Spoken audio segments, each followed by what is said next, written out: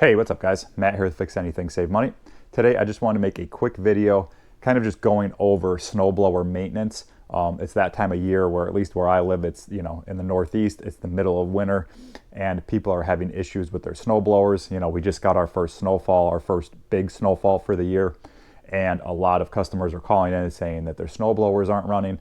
So I just wanted to make this video. Hopefully it could help some people.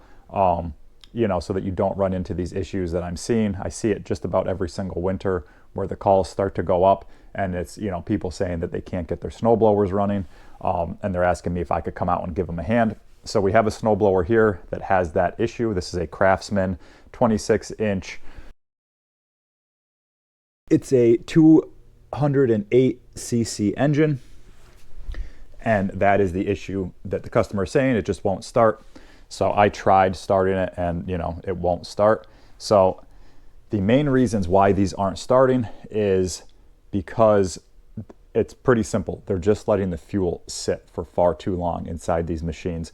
If you don't start it from March until December, that's a very long time to let fuel sit in there and to, it gums up carburetors. You could see in here, here's our carburetor. That is the most likely culprit. And then it also can foul plugs if fuel is sitting too long. So what I recommend doing, the first thing is just, the spark plug is generally easy to get to. I recommend removing the spark plug. There's the spark plug in there. Clean the spark plug, see if it's something simple like that. And if it's not, then most likely, you could try. Obviously, you want to swap out your old gas with new gas.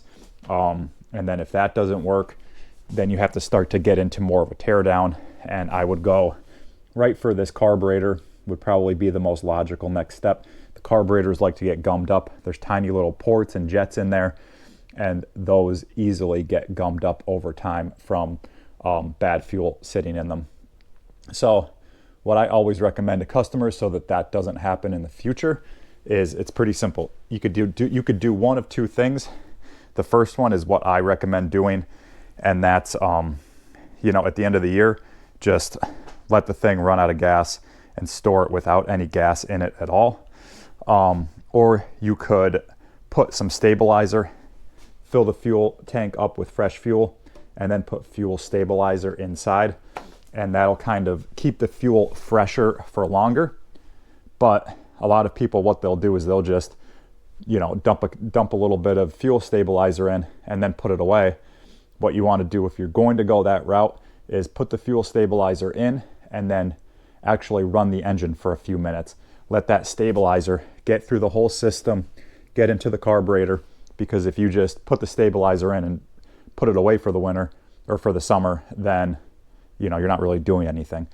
So if you are going to go that route, put the stabilizer in, let the engine run for a few minutes at least, let it get throughout the whole system. But like I said, I recommend just running it completely out of gas, storing it, preferably somewhere warm. If you have somewhere warm, like a basement or something, store it down in there. The closer, you get it away from freezing temperatures, the better for engines in general. But bare minimum, at least put some sort of stabilizer in it every year.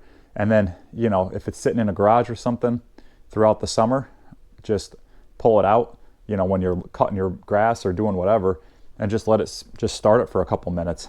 Let it cycle for, let the engine warm up, let fuel get through the system, But if you're not going to go that route, then just replace the fuel or take the fuel out, let it completely run out on your last use, and then at the beginning of the year, just put fresh fuel in it.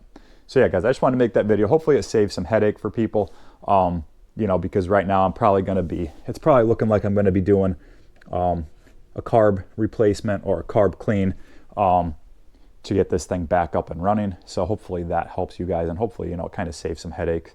But if you have any questions at all, please reach out in the comments and I'll get back to you as soon as I can. Otherwise, if this video helped you out, be sure to give it a thumbs up. Be sure to subscribe to the channel. Check out all of my other tool and DIY videos. Yeah, guys, thanks for watching. We'll see you next time.